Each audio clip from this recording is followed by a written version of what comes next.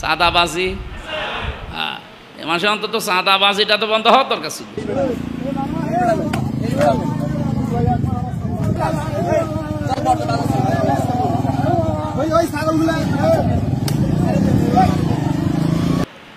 গত পরশুদিন আমি বাগেরহাটে ছিলাম। ওখানে এক লোক যাচ্ছিল ছেলের আকিকা দেবে ছাগল কেনার জন্য। কয়েকজন রাস্তা ব্লক করে বলছে টাকাগুলো দেন। টাকা দেবো মানে আমি আকিকার ছাগল কিনবো, তারপরও চাঁদাবাজি। তারা আল্লাহর নিষিদ্ধ কাজ যা আছে ওগুলোই লিপ্ত ছিল। এ মাস আসলে ছেড়ে দিত। চাঁদাবাজি একটা নিষিদ্ধ কাজ না?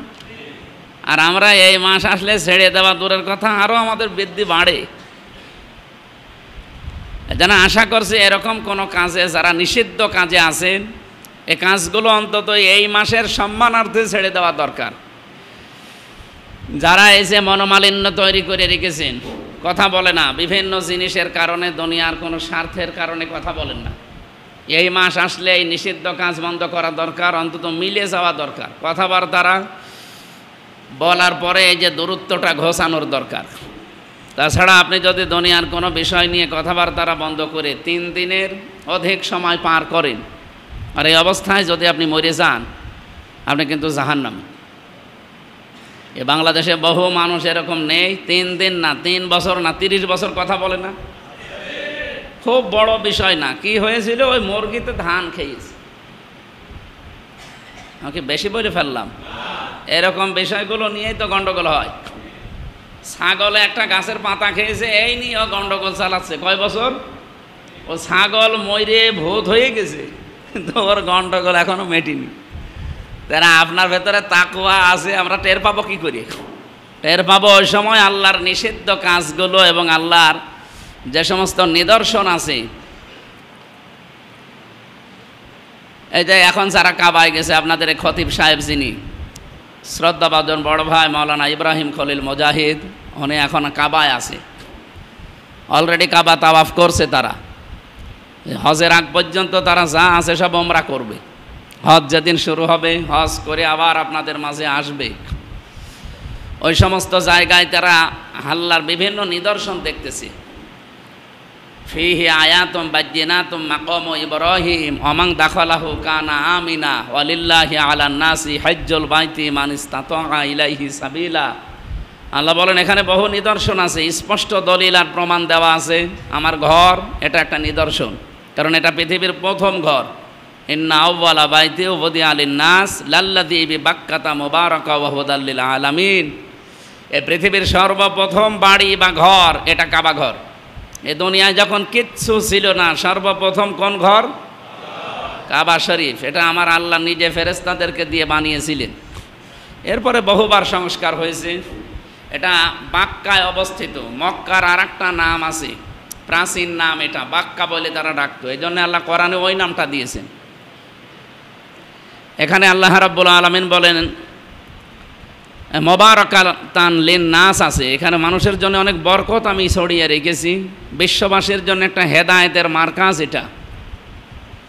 যেহেতু আল্লাহর বিভিন্ন নিদর্শন এই জায়গায়, কাবা শরীফ এবং মাকামে ইব্রাহিম, যেটা লিফট হিসাবে কাজ করেছিল ইব্রাহিম আলাইহিস সালাম। ওর উপরে দাঁড়াতেন, পাথরে উপরে উঠে যেতেন, কাজকর্ম করলে আবার নিচে নামিয়ে দিত। পার্থক্য ছিল আমাদের লিফটে শুধু সুইচ টিপা লাগে, আর ওনার লিফটে কোনো সুইচ ছিল না, মুখে যা বলতো ওইটা শুনতো। সুবহানাল্লাহ। এটা আল্লাহর নিদর্শন। এটা আল্লাহর কি? অমাং দাখালাহু কানা আমিনা। যে ব্যক্তি এই আল্লাহর ঘরের ভেতরে আসবে, এই হারাম শরীফের ভেতরে, আল্লাহ বলেন তাকে আমি নিরাপত্তা দিয়ে দেব। একটু ভালো করে শোনেন, এখানে একটা শিক্ষা আছে। অমাং দাখালাহু কানা আমিনা। যে ব্যক্তি প্রবেশ করবে এই ঘরে, তাকে নিরাপত্তা দেবে কে? কাবা শরীফ নয়, আল্লাহর ঘর। ওখানে গেলে আল্লাহ নিরাপত্তা দিয়ে দিল। বাংলাদেশ কি কাবা শরীফ? তাহলে এখানে নিরাপত্তার দরকার নেই? আর আমাদের যা আশপাশে দেশ আছে, একে একটাও দেশ বলে? আমাদের আশেপাশে যারা আছে এরা প্রতিবেশী নামে সব কলঙ্ক।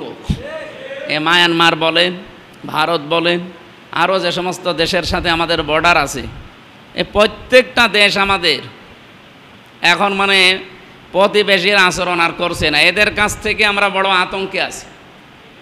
এই আতঙ্ক থেকে বাঁচতে হলে পৃথিবীর মানুষের কাছে আমাদের ধরন দেওয়া লাগবে, চীনের কাছে, আমেরিকার কাছে, রাশিয়ার কাছে, নাকি? বলছে ঠিক। আপনি ওদের কাছে ধর্ণা দিয়ে ওদেরই বাঁচাবে কে? নিরাপত্তা শুধু দিতে পারে কে? আল্লাহ। এখন যেহেতু বাংলাদেশ কাবা শরীফ না, এই জায়গায়ও নিরাপত্তার দরকার আছে না? আর এখন আরো বেশি। আগস্টের 5 তারিখের পর থেকে বহু হুমকি ধামকি আসতেছে বিভিন্ন জায়গা থেকে। এমনকি উপদেষ্টার চেয়ারে বসেছিল, সে শপথ নিয়ে, সে শপথ ভঙ্গ করে হুমকি দিচ্ছে অনেক, দেখছে না? রাগ বেরাগের অনুরাগের বশবর্তী হয়ে কোনো কথা বলা যাবে না যারা রাষ্ট্রের দায়িত্বে থাকবে, অথচ সে একটা চেয়ারে বসে একটা দলের নাম নিয়ে উল্টাপাল্টা গালি দিচ্ছে। আর এমন এমন নিকৃষ্ট গালি দেয়, ও নিজেই শপথ ভঙ্গ করে অবৈধ উপদেষ্টা হয়ে গেছে। এখন শুধু বাকি চেয়ার থেকে নেমে যাওয়া। এরপরও যদি থাকেও এটা মানে বেলজ্জা মানুষ যারে বলে, এমনি এই কুমিল্লা, নোয়াখালী, লক্ষ্মীপুর এ সমস্ত এলাকার মানুষগুলোর এটা তো রেকর্ড হচ্ছে না, এত জোরে বলাও যাচ্ছে না, আমারে আবার ঢুকতে দেবে না, থক্কো দরকার নেই বলা। ওই এলাকার মানুষ এমনি একটু কেমন কেমন। এই জন্যে যে উপদেষ্টা এরকম তার শপথ ভঙ্গ করে অবৈধ কাজ কারবার করছে, সে কিন্তু আসলেও একটা অবৈধই মানুষ, তার চিন্তা ভাবনাও অবৈধ। নয়তো এত নিকৃষ্ট কথা একটা মানুষের মুখ দিয়ে বের হতে পারে না। এই জন্য আমরা চাই, অবৈধ যেহেতু আপনি অলরেডি নিজের কথাই নিজে হয়ে গেছেন, আপনি আর বৈধ নেই, আপনি তাড়াতাড়ি চেয়ার ছেড়ে আমাদের কাতারে আসেন, দেখেন আপনাকে মানুষ কিভাবে বোতল মারে। অলরেডি একটা বোতল খেয়েও ফেলেছে। এখন ওনার নাম আমার মনে হয় বাংলাদেশে আর অনেকে চেনেও না, ওনার নাম এখন বোতল। কেউ বলছে সান্ডা না বোতল, সবাই বলছে বোতল বোতল। এদেশে যে যে অপরাধ করে তারে আল্লাহ ওই নামে পরিচিত করে দেয়। এই 15.5 বছরে যে যে কাজ করেছিল দেখেন আপনি, তাদের ওই নামেই কিন্তু পরিচিত। ইতিহাস এইটাই বলে। যারা ফ্যাসিস্ট, মাল্লাহি আলা মা রাযাকাহুম আলা মা রাযাকাহুম মিন বাহিমাতিল আনআম ফাইলাহুকুম ইলাহু ওয়াহিদুন ফালাহু আসলিমু ওয়াবাশশিরিল মুখবিতিন।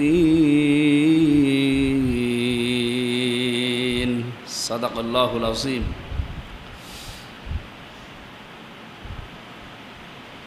আন আনাসিন রাদিয়াল্লাহু তাআলা আনহু قال قال النبي صلى الله عليه وسلم القجس من دان نفسه وعمل لما بعد الموت والعاجز من اتبع نفسه هواها وتمنى على الله رواه الترمذي। আল্লাহুম্মা সাল্লি আলা মুহাম্মাদ ওয়া আলিহি ওয়া আসহাবিহি ওয়া বারিক ওয়া সাল্লিম। আলহামদুলিল্লাহ, পবিত্র একটা মাস চলছে, সামনে হজের মাস। পৃথিবীতে 4টা মাস আল্লাহর কাছে পবিত্র। শুধু আল্লাহ নিজে পবিত্র ঘোষণা দিয়েছেন তা না, মুহররম, রজব, এই জিলকদ আর জিলহজ, তার ভেতরে 3 নাম্বারটায় আমরা আছি। এটা ওই জামানায় যে সময় ছোটোখাটো বিষয় নিয়ে মানুষ মারামারি করে খুন খারাপি পর্যন্ত করে ফেলত। এখনও ওই অবস্থায় আছে পৃথিবীতে। এখনও ছোটোখাটো বিষয় নিয়ে আমরা অনেকেই মানুষ হত্যা পর্যন্ত চলে যায়। সেই জামানায় কাফের মুশরিক যারা আল্লাহ রসুল বিশ্বাস করতো না, কিন্তু তারা এই 4টা মাসকে গুরুত্ব দিত, দাম দিত, পবিত্র মনে করে সম্মান দিত। তাদের সম্মানের ধরন ছিল কি? আল্লাহ তাআলা বলেন, যালিকা ওয়া মান ইউআযযিম শাআইরাল্লাহি ফাইন্নাহা মিন তাকওয়াল কুলুব। এইটাই আল্লাহর বিধান। কি সেটা? ওয়া মান ইউআযযিম শাআইরাল্লাহ, তারা তাজিম করবে, যে ব্যক্তি সম্মান করবে আল্লাহর নিদর্শনগুলোকে, ফাইন্নাহা মিন তাকওয়াল কুলুব, অবশ্যই তার অন্তরের তাকওয়ার কারণে এটা করে।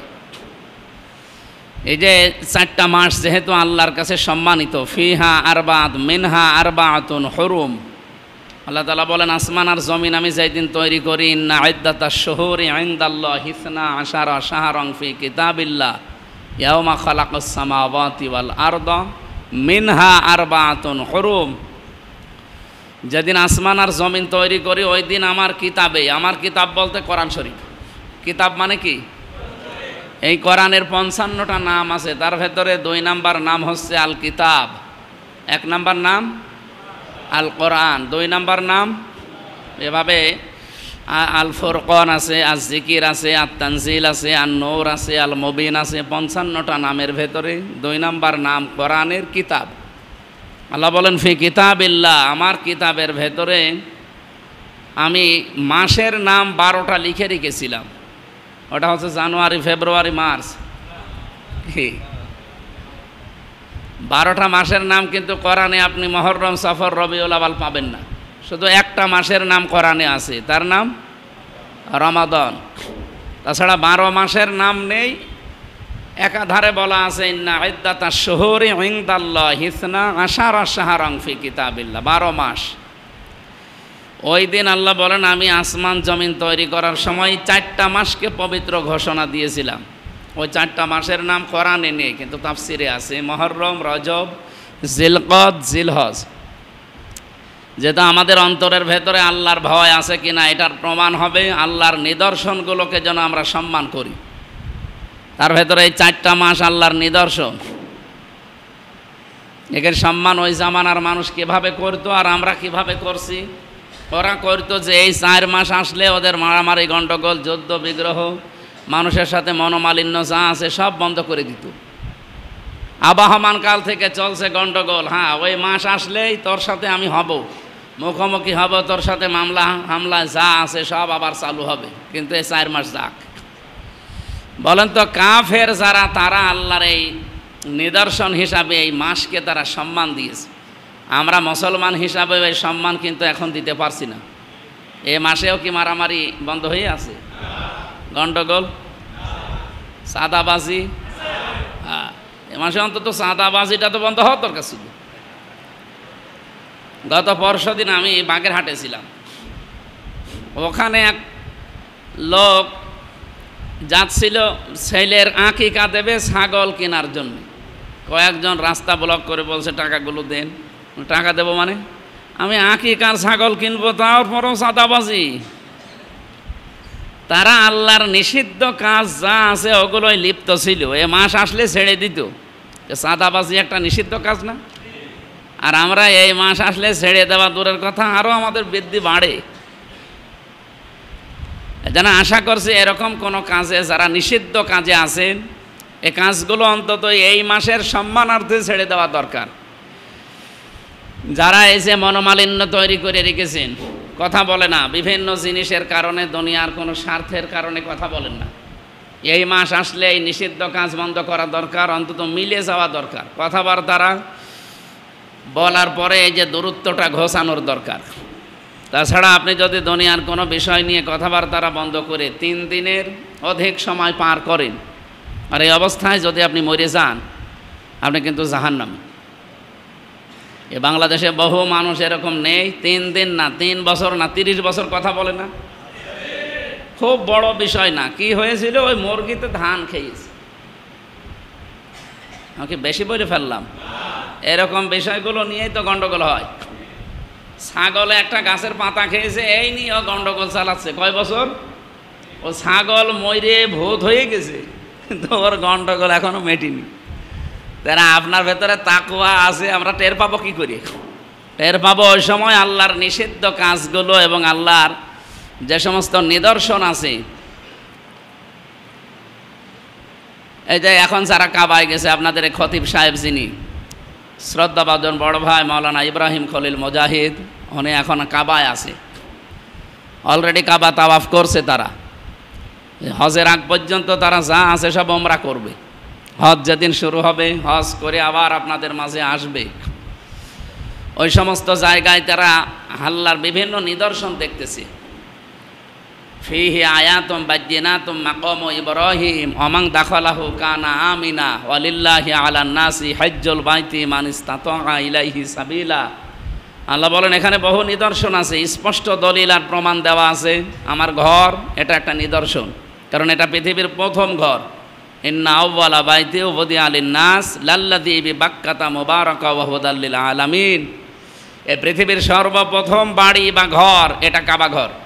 এই দুনিয়ায় যখন কিচ্ছু ছিল না, সর্বপ্রথম কোন ঘর? কাবা শরীফ। এটা আমার আল্লাহ নিজে ফেরেশতাদেরকে দিয়ে বানিয়েছিলেন। এরপরে বহুবার সংস্কার হয়েছে। এটা বাক্কায় অবস্থিত। মক্কার আর একটা নাম আছে, প্রাচীন নাম, এটা বাক্কা বলে তারা ডাকতো। এই জন্য আল্লাহ কোরআনে ওই নামটা দিয়েছেন। এখানে আল্লাহ রাব্বুল আলামিন বলেন মুবারাকাতান লিন-নাস আছে, এখানে মানুষের জন্য অনেক বরকত আমি ছড়িয়ে রেখেছি।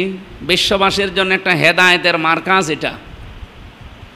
যেহেতু আল্লাহর বিভিন্ন নিদর্শন এই জায়গায় কাবা শরীফ এবং মাকামে ইব্রাহিম, যেটা লিফট হিসাবে কাজ করেছিল ইব্রাহিম আলাইহিস সালাম। ওর উপরে দাঁড়াতেন, পাথরে উপরে উঠে যেতেন, কাজকর্ম করলে আবার নিচে নামিয়ে দিত।